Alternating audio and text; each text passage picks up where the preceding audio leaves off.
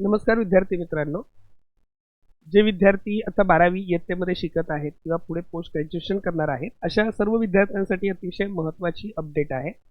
MST CET परीक्षेचं वेळापत्रक याच्या अगोदर जाहीर झालेलं आहे.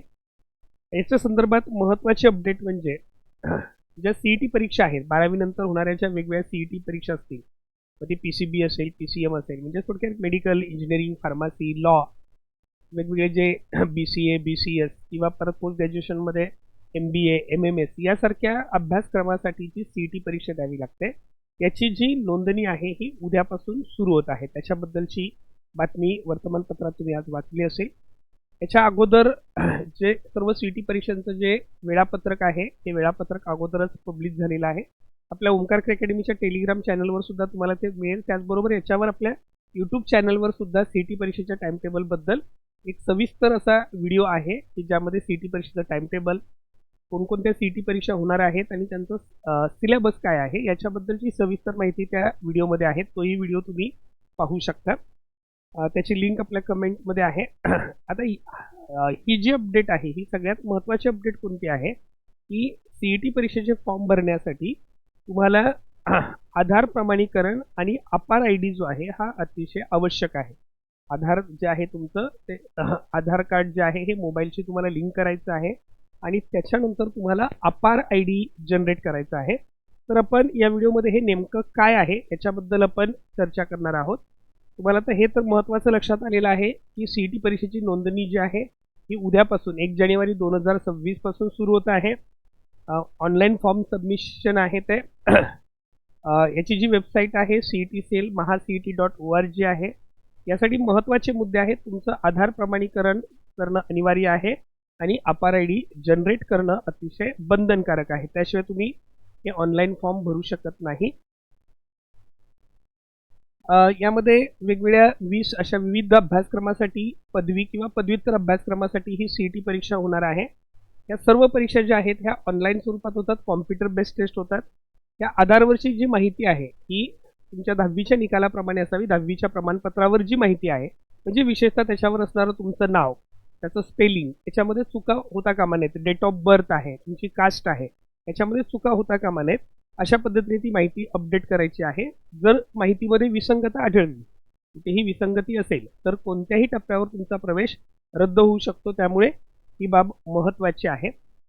आता सगळ्यात महत्त्वाचा मुद्दा आहे की आधार प्रमाणीकरण कसं करायचं आणि अपार ID कसा जनरेट करायचा याच्याबद्दल आपण चर्चा करणार आहोत. जर समजा तुम्हाला तुमचं अपार ID जनरेट करायचं आहे तर सगळ्यात महत्त्वाची गोष्ट आहे, पहिला अपार ID म्हणजे काय हे समजून घेऊया. याचा अर्थ काय होतो? Automated pan academic faculty registry. म्हणजे थोडक्यात आपला जो सगळ्या डॉक्युमेंटचा फोल्डर घरात असतो तसाच एक ऑनलाईन फोल्डर जनरेट होतो डिजिलॉकर म्हणून. त्याच्याशी संबंधित असल्यामुळे याला आपण automated pan academic faculty registry ही जी संकल्पना आहे ही one nation one student ID या गोष्टीची ओळख करून देण्यासाठी हा अपार ID आपल्याला आवश्यक आहे.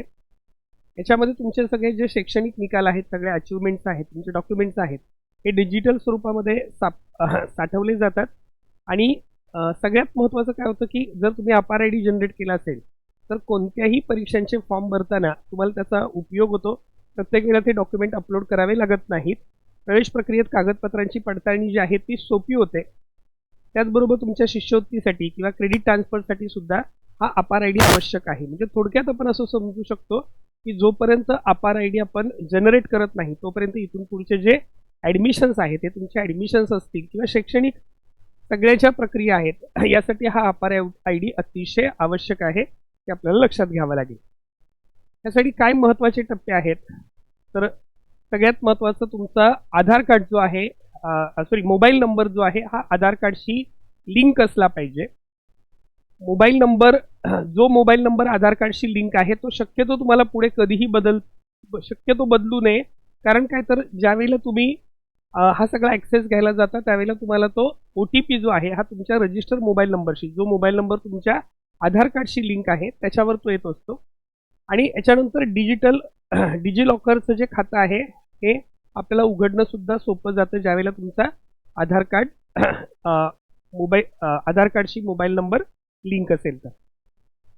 आता यासाठी काय करायचंय बघा, पहिलं सगळ्यात महत्त्वाचं की तुम्हाला जी वेबसाईट आहे, कोणती वेबसाईट आहे, digilockergov.in ह्या वेबसाईटवर जा किंवा डिजिलॉकर ॲप जे आहे हे प्लेस्टोअरवर जाऊन डाउनलोड करा. त्याच्यानंतर तुम्हाला साइन अपवर क्लिक करायचं आहे आणि तुमची नावनोंदणी करायची आहे. आणि त्याच्यानंतर तुमची माहिती भरून नाव, जन्मतारीख, लिंग, मोबाईल नंबर हे सगळं भरून स्वतःचा 6 अंकी सिक्युरिटी पिन सेट करायचा आहे. स्वतःचा 6 अंकी सिक्युरिटी पिन सेट का करायचा आहे, तर ज्या वेळेला तुम्हाला डिजिलॉकर ओपन करायचं असेल त्यावेळेला सुरुवातीला तो 6 अंकी सिक्युरिटी पिन तुम्हाला त्यामध्ये टाकावा लागतो. आणि मग हे झाल्यानंतर तुम्हाला जो आधार प्रमाणीकरण करायचं आहे तर तुम्हाला डिजिलॉकरमध्ये आधार सेक्शनमध्ये जावं लागतं. आधार सेक्शनमध्ये तुम्हाला तुमचा 12 अंकी आधार नंबर जो आहे हा आधार नंबर त्या ठिकाणी अचूक टाकावा लागतो. आणि मग मोबाईलवर OTP पडताळणीसाठी तुम्हाला तो एंटर केला की साहजिकच आपोआप ही सर्व माहिती आहे ती तुमची अपडेट होते आणि तुमची माहिती, नाव, फोटो आधार कार्डनुसार अपडेट झालेला दिसेल. आता प्रश्न आहे अपार ID कसा जनरेट करायचा.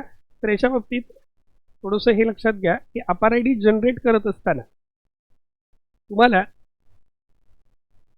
या ठिकाणी ही जी digilockergov.in ची जी वेबसाईट आहे त्या वेबसाईटवर जायचं आहे. त्याच्यानंतर तुम्ही अगोदरच साइन अप करून घेतलेलं असेल, लॉग इन केलेलं असेल.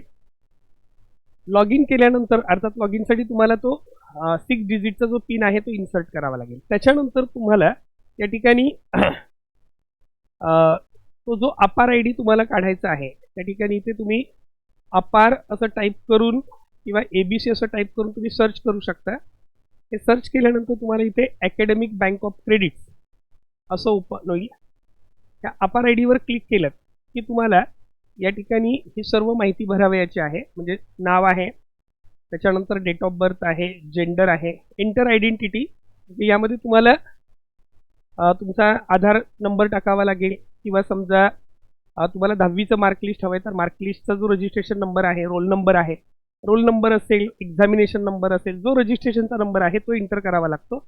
आणि परत इथे आयडेंटिटी टाईप जो आहे त्याच्यामध्ये पण तुम्हाला roll number, registration number, enrolment number जे आहेत हे जे आहेत हे तुम्हाला इन्सर्ट करावे लागतात. त्याच्यानंतर ॲडमिशन इयर कोणतं आहे, त्यानंतर तुम्ही आता कुठे शिकत आहात हे सर्व त्या ठिकाणी तुम्हाला भरावं लागतं. आणि हे सबमिट केल्यानंतर आपोआपच तुम्हाला तुमचे डॉक्युमेंट्स जे आहेत हे डिजिलॉकरमध्ये उपलब्ध होतील. तर अशा पद्धतीने आणि तो अपार ID तुमचा जनरेट झालेला असेल. तर परत एकदा बघा, तुम्हाला सर्च बारमध्ये जाऊन काय करायचं आहे, अपार किंवा ABC ID असं टाईप करायचं आहे. तुमची शैक्षणिक माहिती शेअर करायची संमती द्यायची आहे. तुमची शाळा असेल, कॉलेज असेल किंवा युनिव्हर्सिटी असेल ती निवडायची आहे. आणि गेट डॉक्युमेंटवर क्लिक केलं की तुमचा अपार ID तयार झालेला असेल. तर सर्व विद्यार्थी मित्रांनी हा अपार ID तुमचा फॉर्म सबमिशन करण्याच्या अगोदर क्रिएट करून घ्या. डिजिलॉकरमध्ये जाऊन हे सगळी प्रक्रिया सांगितल्याप्रमाणे करून घ्या. आणि मग त्याच्यानंतर CET पोर्टलवर नोंदणी करताना तुम्हाला अपार IDचा पर्याय निवडायचा आहे. आणि त्या ठिकाणी तुमचा जो 12 अंकी UID युनिक ID जो त्या ठिकाणी तयार झालेला असेल तो तुम्हाला एंटर करायचा आहे. त्याचा उपयोग काय होतोय की साहजिकच आपले सगळे जे डॉक्युमेंट आहेत हे एका ID टाकता तुमची सगळी जी माहिती आहे ती आपोआप भरली जाते. हे डॉक्युमेंटसुद्धा तुमचे सेफ राहतात. तयार झालेलं कार्ड जे आहे हे तुम्हाला PDF स्वरूपात सेव्ह करावं लागतं आणि त्याची प्रिंट काढावी लागते. तर अशा पद्धतीने तुम्हाला हे ऑनलाईन फॉर्म भरण्याच्या अगोदर त्या काही महत्त्वाच्या अपडेट आहेत त्या सर्व विद्यार्थ्यांना लक्षात ठेवाव्या लागतील. मोबाईल नंबर अपडेट नसेल तर तो लवकरात लवकर तुम्ही जवळच्या आधार केंद्रावर जाऊन अगोदर तो लिंक करून घ्या. त्याच्यानंतर आधार आणि शालेय रेकॉर्डमधलं जे नाव आहे ते जुळणं अत्यंत आवश्यक आहे. त्याच्या करेक्शन्स असतील तर ते एकदा चेक करून घ्या. आणि जर समजा या सगळ्या प्रक्रियेबद्दल तुम्हाला काही अडचण आली तर ओमकार अकॅडमीच्या मोबाईल नंबरवर तुम्ही संपर्क करू शकता 9870480875. आणि अधिक अपडेटसाठी ओमकार अकॅडमीच्या चॅनलला सबस्क्राईब करायला विसरू नका. त्याचबरोबर व्हिडिओला लाईक करा, जास्तीत जास्त गरजू विद्यार्थ्यांच्यापर्यंत तो शेअर करा. धन्यवाद.